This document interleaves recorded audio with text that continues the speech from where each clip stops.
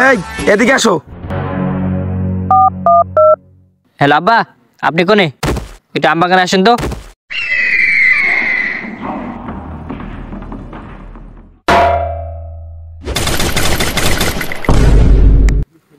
এই জায়গা থেকে ওঠ। কে ভাই, আমি এই জায়গায় থাকি না, সমস্যা কি? তোর এই জায়গা থেকে উঠতে গেছি না, ওঠ। এই জায়গায় বসে আমরা গাঞ্জা খাবো। এইটা তো গাঞ্জা খাওয়ার জায়গা না ভাই, এই জায়গায় এসে মানুষ বসে থাকে, আর আপনার এই জায়গায় গাঞ্জা খাবেন? তোর শিখাতে গেছি আমি, ওঠ এই জায়গা থেকে ওঠ। বোকা চোদা, জান থেকে যা যা।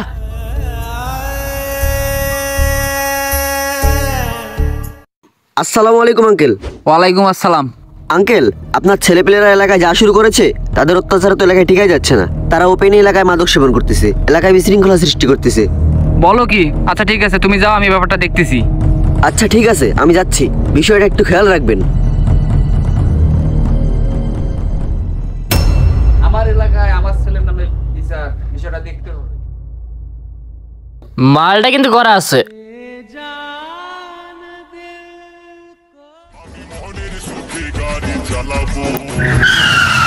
এই এদিকে আসো।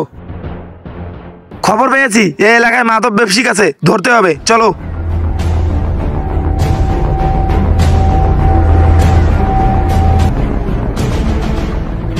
হাবিলদার, ইয়ে স্যার। এই দেখো এখানে। হাবিলদার, ইয়ে স্যার। তুমি ওই দিক দিয়ে যাও, ইয়ে স্যার। আমি এদিক দিয়ে যাচ্ছি। ইয়ে স্যার।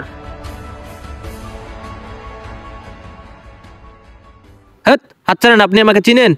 তুই কে? আমাকে চিনতে হবে? তুই অন্যায় করেছিস, এ শাস্তি তোকে পেতেই হবে। 1 মিনিট দাঁড়া, ফোন লাগাতো।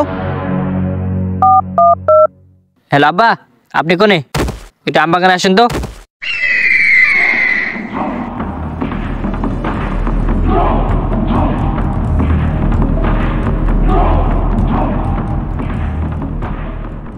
এই কি হয়েছে? কি হয়েছে আমার কাছে শুনেন।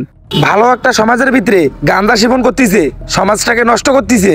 এখন তো সেবন করতেছি মাত্র, দিন পরে এখানের ডিলার হয়ে যাব। দেখলেন আপনার ছেলে আপনার সামনে আমাকে কি অপমানটা করলো। একটু সাইডে আসেন। শুনেন, ছেলেবেলা মানুষ, রক্ত একটু গরম, একটু একটু ভুল হতে পারে, এগুলো তো আমাদেরকে খেয়াল রাখতে হবে।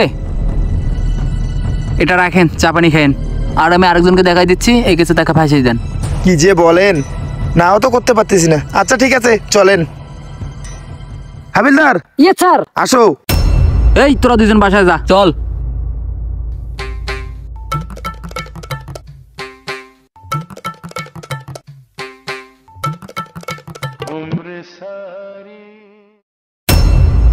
ওই যে ওকে ধরেন।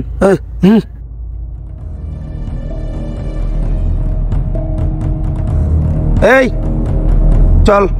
কেন স্যার, আমি আবার কি অপরাধ করলাম? তুই মাদক মামলার আসামি, চল।